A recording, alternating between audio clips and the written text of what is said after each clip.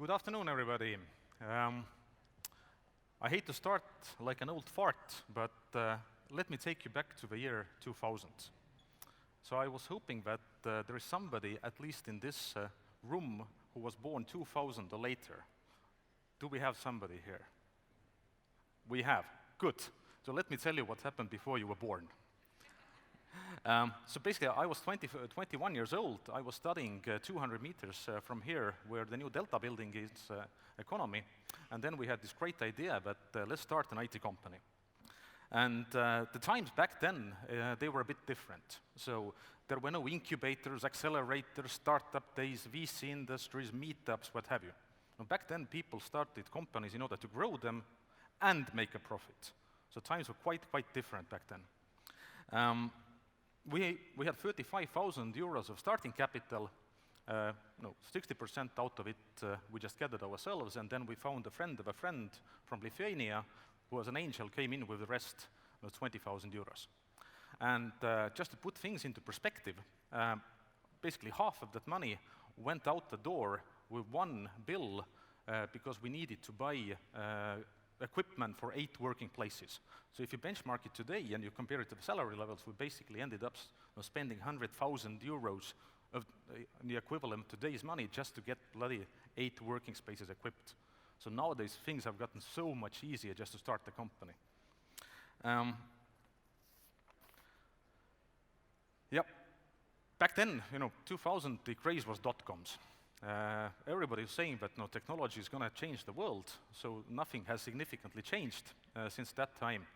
And there were basically 2 types of companies to be built. So either you dig for gold or you sell shovels. So we decided that we're going to sell shovels. And our founding idea was quite basic.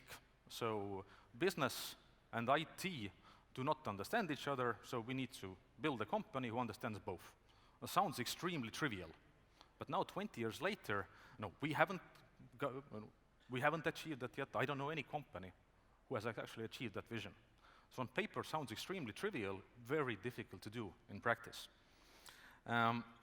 We were not born global, so admitting, our dream was that we need to conquer the Estonian market.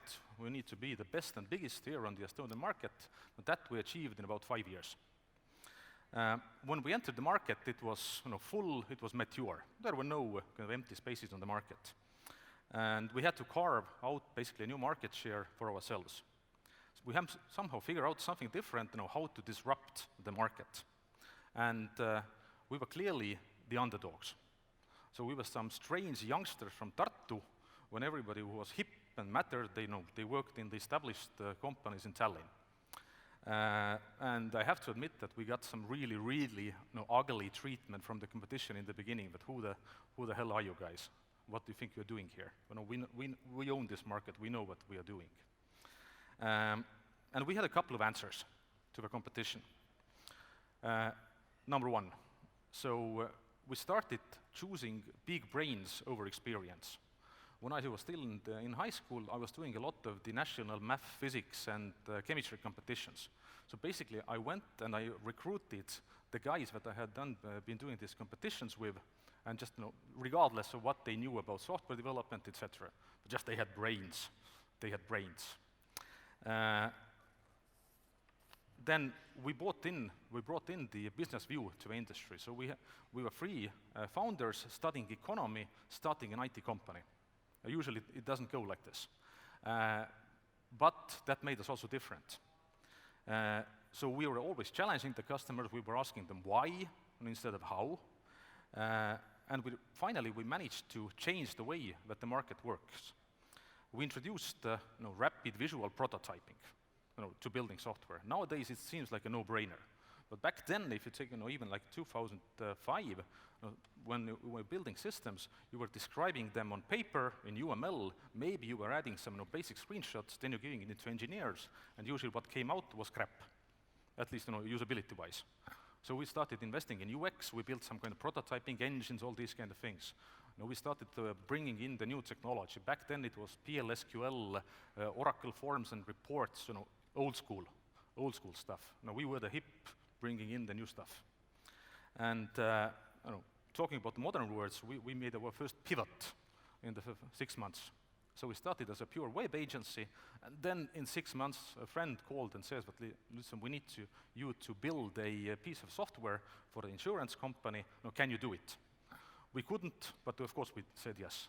So that's how we ended up in the software business, and basically we have never looked back. And also what made us different back then, we understood what capital, corporate finance, what M&A means. We started in 2000. By 2004, we had done 2 financing rounds and the management buyout. Now, turning into a different direction, I often see the thinking that only newly established companies can do something new, can come up with new things.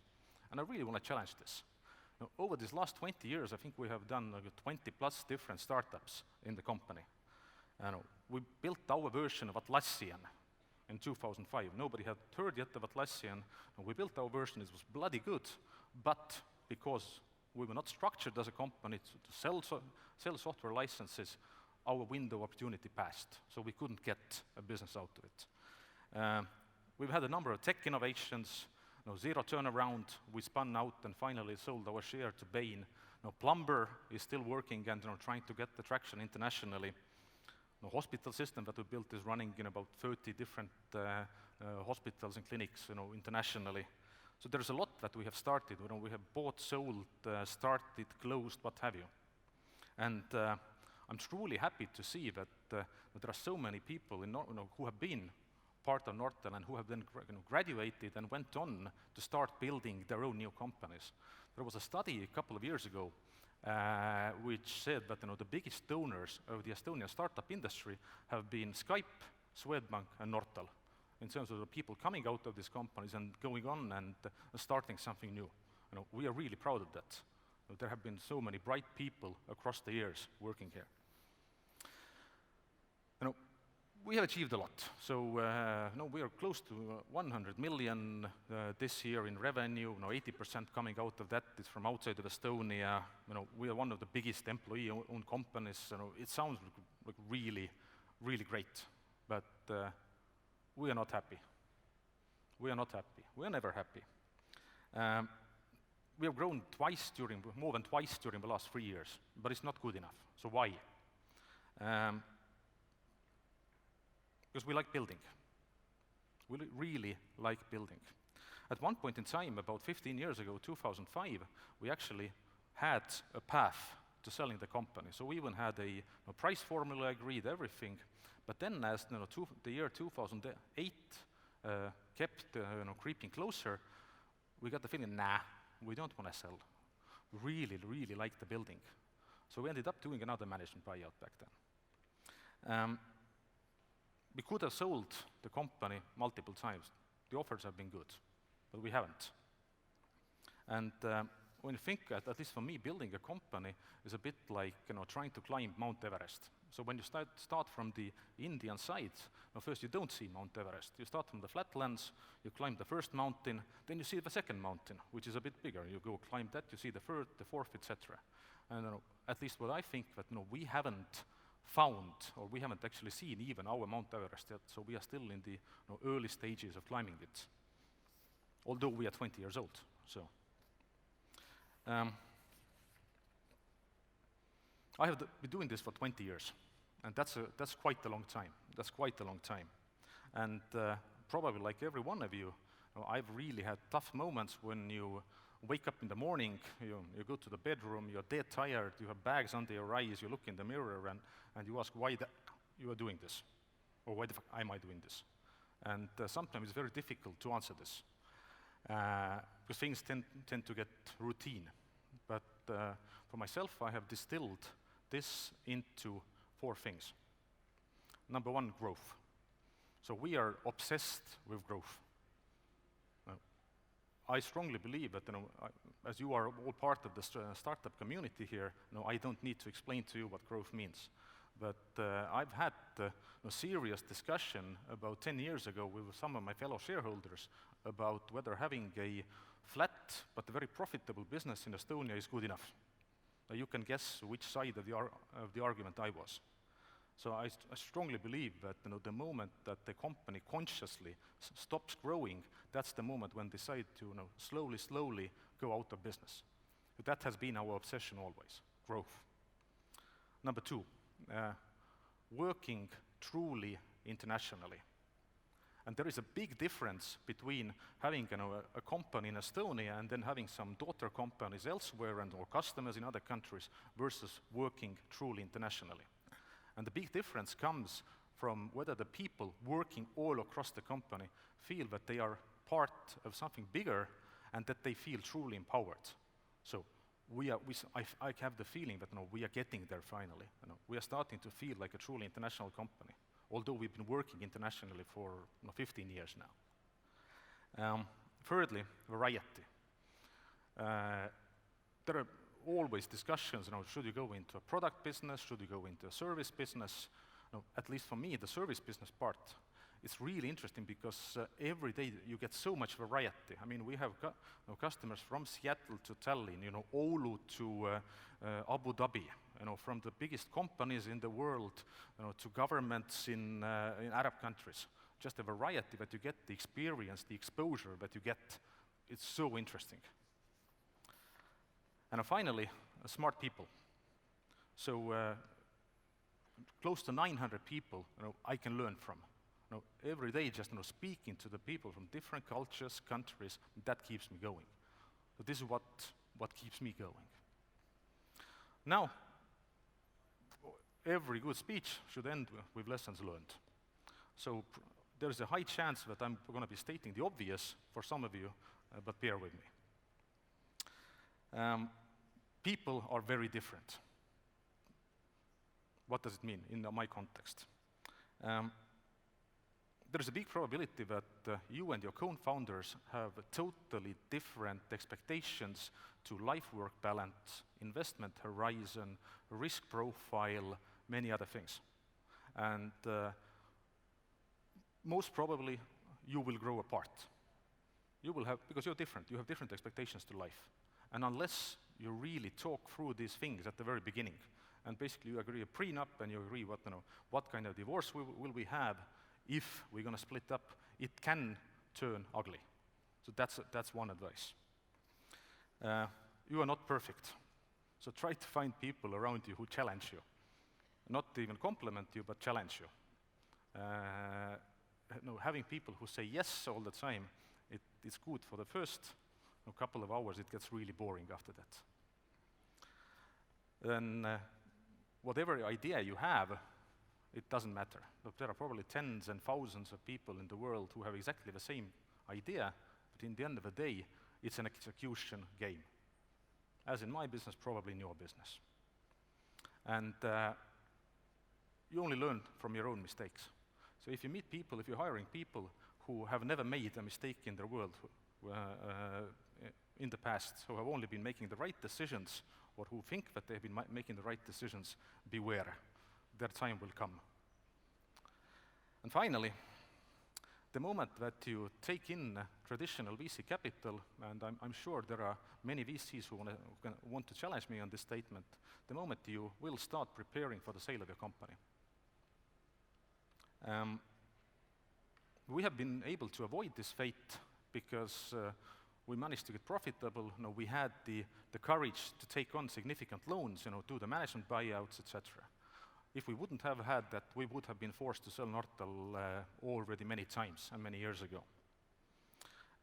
Nowadays, it seems like an unwritten rule that you should build and then sell. Blitz scaling at any cost and world domination in 5 years, or maybe 10 years. But why not try to take a different perspective? Instead of trying to conquer the world in 5 years, why not 10 years? Why not 20 years? Maybe take a bit slower. You want to get, everybody wants to get rich, but maybe you want to get rich a little bit slower. Maybe not in 5 years. So that's a challenge. Challenge for sTARTUp. Maybe it's important, maybe it's interesting to just keep on building, and for a longer time. So I think that's my time. Thank you all. I hope you will enjoy the rest of the day.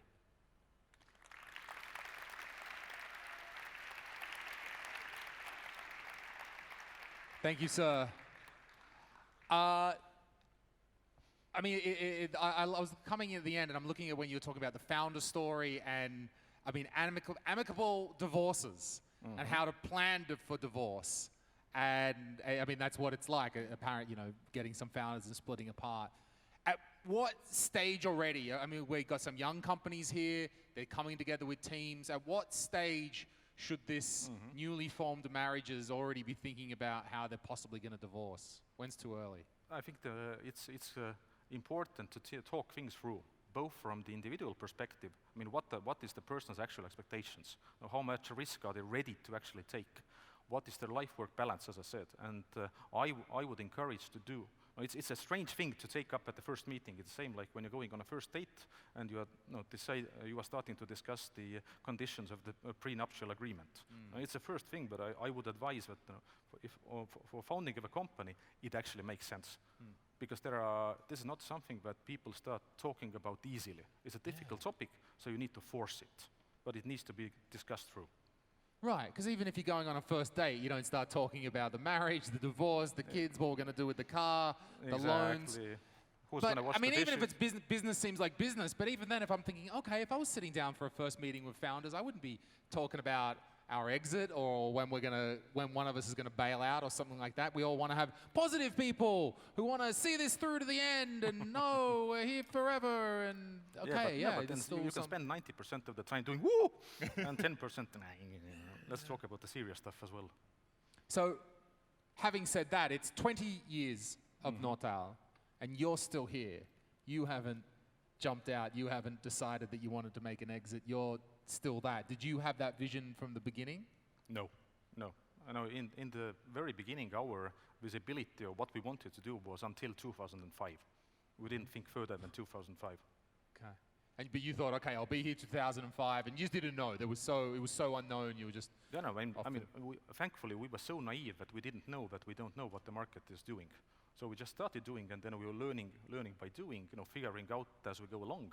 And maybe if we would have truly understood what the market is, maybe we would not have even started.